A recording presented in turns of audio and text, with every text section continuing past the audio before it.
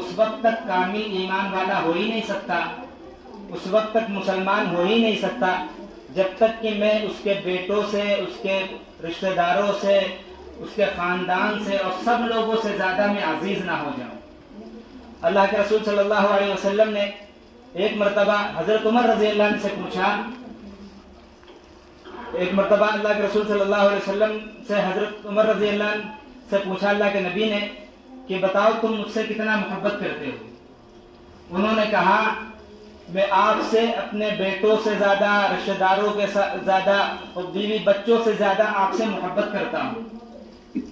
اللہ کے رسول صلی اللہ علیہ وسلم نے فرمایا اور اپنی جان سے؟ حضرت عمر رضی اللہ عنہ تھوڑے دیر توقف کیا، پھر فرمایا میں اپنی جان سے بھی زیادہ آپ کو عزیز سمجھتا ہوں۔ تب اللہ کے رسول صلی اللہ علیہ وسلم نے فرمایا کہ ہاں، جو شخص اپنے جان سے بھی زیادہ مجھے عزیز رکھتا ہے اور سب لوگوں سے زیادہ عزیز رکھتا ہے، وہی کامل ایمان والا ہے، وہی مسلمان ہے، جس کی نظر میں سب سے زیادہ افضل اور سب سے زیادہ مرتبے والا ہوں۔ اللہ کے رسول صلی اللہ علیہ وسلم نے فرمایا صحابہ کرام رضی اللہ عنہ اجمعین کو ویسے ہی اللہ کے رسول صلی اللہ علیہ وسلم سے محبت تھی۔ آپ صحابہ کرام رضی اللہ عنہ اجمعین کے واقعات پڑھیں کہ اللہ کے رسول صلی اللہ علیہ وسلم سے اتنی زیادہ محبت تھی، اتنی زیادہ الفت تھی کہ ایک صحابی ہیں، انہیں سولی پر لٹکایا جا رہا ہے، انہیں پھانسی دی جا رہی ہے۔ ایک شخص نے ان سے پوچھا کہ آپ یہ سمجھتے ہیں کیا آپ کے ساتھ ایسا کیا جائے کہ اللہ کے رسول صلی اللہ علیہ وسلم آپ کی جگہ ہوں اور تمہیں چھوڑ دیا جائے، تمہیں بخش دیا جائے اور آپ کی جگہ حضرت محمد رسول اللہ صلی اللہ علیہ وسلم کو یہاں لایا جائے، انہیں پھانسی یا انہیں سولی پر لٹکا دیا جائے؟ صحابہ کرام رضی اللہ عنہ جنہیں پھانسی دی جا رہی تھی وہ حیران ہو گئے اور کہنے لگے اگر میری 100 جانیں ہوتی میں ایک ایک کر کے ساری جانوں کو اللہ کے رسول صلی اللہ علیہ وسلم پر قربان کر دیتا۔ اگر میری 100 جان ہوتی، ہم اللہ کے رسول صلی اللہ علیہ وسلم کے اندر مسین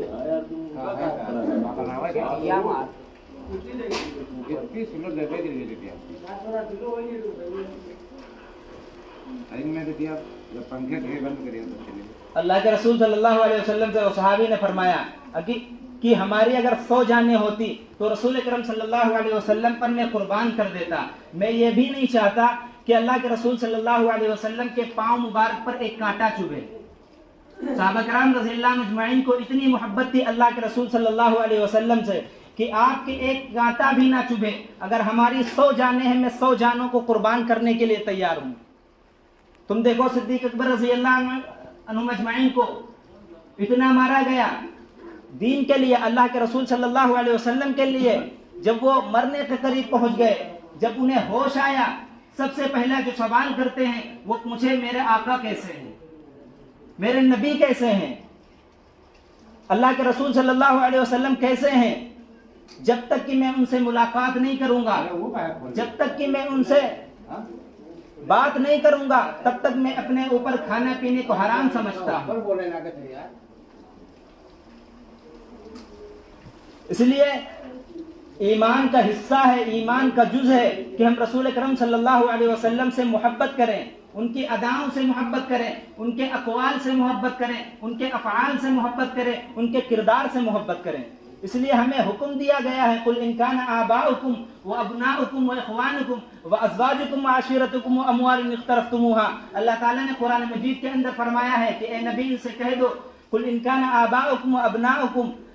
اگر ان کے باپ دادا، ان کے بھائی، واخوانکم وازواجکم، اور ان کی بیویاں اور وہ خاندان جن میں یہ رہتے ہیں، یہ سب چیزیں اللہ کے رسول صلی اللہ علیہ وسلم سے محبت،